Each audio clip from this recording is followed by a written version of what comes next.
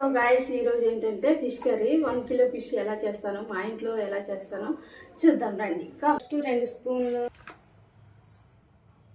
ముక్కలు juicy.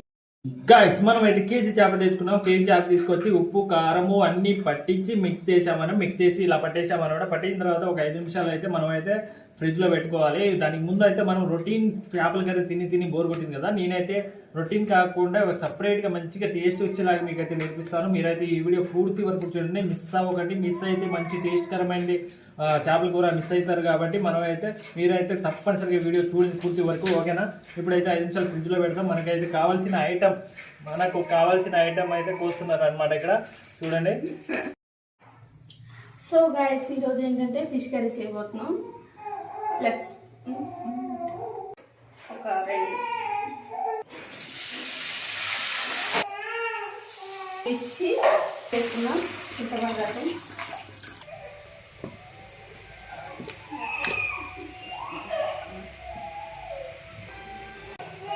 Wow super ఉంది, మంచి స్మెల్ వస్తుంది. మరి ఇంకెట్లా ఉంటుందో చూడాలి. కర్రీ కంప్లీట్ అయ్యారు అనమాట.